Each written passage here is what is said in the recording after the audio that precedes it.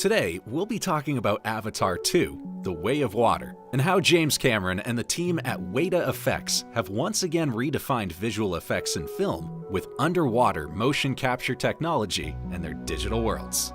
Before we do that, we'll take a quick look at how Weta evolved motion capture and how it got to where it is today. Alright, let's dive right into it. It's been 13 years since Avatar was released and reshaped the way we look at computer-generated worlds and the level of fidelity that the actors within them are captured in. And it's no secret that the biggest movie of all time took some technological leaps to get there. Now, motion capture is nothing new. Major movies and video games have been applying high-resolution models to captured performances like these for the past 20 years. And if you've seen any behind the scenes from any of these movies, you'll notice the actors wearing these weird suits, sometimes with helmet camera rigs and dots on their faces. To put it simply, all of these dots and symbols help motion cameras track the actors' precise movements in space to capture more realistic animation performance. Hence, motion capture. All of the little nuanced details in your facial muscles and eyes, the texture of the skin. Those details are what really brought the visual effects house, Weta Effects, to the table 20 years ago. Weta was co-founded by none other than Peter Jackson, whose team famously created The Lord of the Rings and specifically Gollum. Gollum is said to be the first fully mo-capped performance placed on a physical set alongside real physical actors. Now, there's conflicting opinions saying that Jar Jar Binks was the first in Phantom Menace, but George Lucas seemed to have scrapped the idea in testing and only used performance as reference for full animation of Jar Jar. So we spent $100,000 on that suit that we didn't need to spend. So going back to Gollum, to make him a believable, realistic character within a scene, Weta had to make some upgrades to motion capture technology to keep every aspect of Andy Serkis's performance feeling authentic. First, they stuck Andy in one of those motion capture suits and painted dots on his face as reference points for his facial expressions. Weta also created a system that applies subsurface scattering to Gollum, a groundbreaking upgrade to how computer-generated skin takes in and bounces light to represent realistic texture. The same can be said about the eyes. If you want a CGI character to look believable alongside real human actors, then light needs to interact with all parts of them in the same way. Now we can flash forward to the first Avatar, where Weta teamed up with James Cameron to revolutionize virtual production.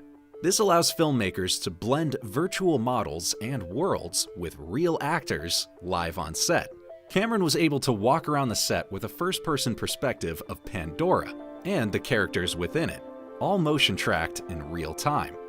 You'll also notice that the actors are now wearing that facial capture rig helmet with a mounted motion camera.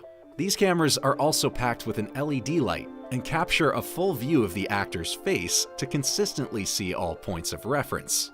So, Weta were able to take everything that they had previously innovated with facial capture technology and now apply it to even more accurate movement data, making computer-generated faces even more believable. This is what made the first Avatar a technological masterpiece, because it mixed the physical and the digital so seamlessly. None of the actors were in a voice booth looking at an animation and reading a script. They were on set acting out the Na'vi and got extensively trained in movement, dance, combat, archery, and language to make the world and culture of Pandora as real as possible. And it worked. But there was one piece of the puzzle that didn't quite work: the water. With most of the movie taking place in the Pandorian forests, there were very few moments of the movie that actually had the characters in water, so it passed fine. But looking back at those shots, you can really see the lack of physics with the interaction of the water. Jake Sully's hand flows through with little resistance, and everything moves a little too quickly. The reason this looks off is because they shot this scene dry, with the actors on hanging cables rather than in actual water, likely because the technology just wasn't there yet. With Avatar 2, The Way of Water, Cameron understandably didn't want to mess up the whole water aspect of the movie. And so, underwater motion capture is that culmination of 13 years of technological development. Production built a 900,000-gallon water tank, surrounded it in motion capture cameras, got the crew their floaties, and threw them in the tank, designing what will be the most accurate computer-generated water we've ever seen in film. In order to do this, Cameron had to work with Sony to make upgrades to the Venice cameras used in the Fusion camera system on the first Avatar. That system completely reshaped how 3D movies could be shot. With a much more lightweight payload, James Cameron was able to shoot with a 3D camera rig on his shoulder in a virtual environment, something that was unheard of.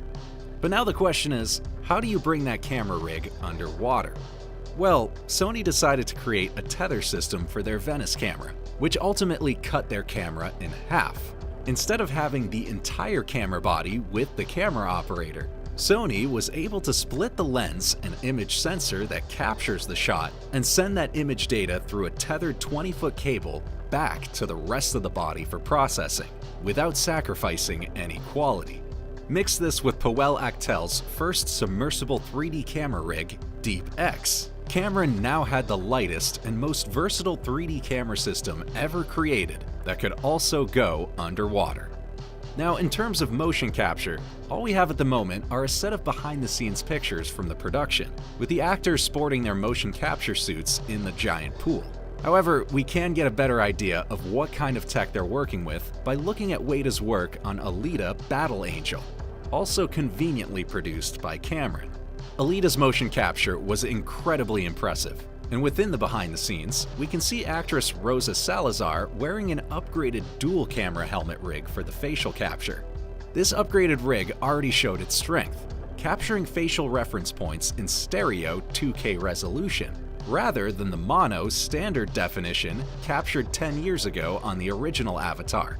And we can see Zoe Saldana rocking that updated facial camera rig in a behind-the-scenes photo. So we know that Avatar 2's Na'vi will look even more realistic and believable. So now the real question is, will all of this be worth it? Can The Way of Water capture the same monumental response that the first movie had, which impressively still sits in its throne at number 1? James Cameron seems to already be worried about this, saying that Avatar 2 will have to hit the 3rd or 4th highest grossing movie of all time just to break even. Something that executives are calling the worst business case in movie history. Avatar also doesn't have as much of that franchise universe aspect to it. It has a theme park and a video game that performed okay, but the first Avatar came out in 2009, the same year that Iron Man launched Marvel's Cinematic Universe, who have already pumped out 30 movies since. So the world of Pandora has quite some competition these days in terms of the universe-built movie concept. So what do you think? Will The Way of Water launch its way into the list as a highest-grossing movie? What are your thoughts on the updated underwater motion capture technology? Let's discuss in the comments below.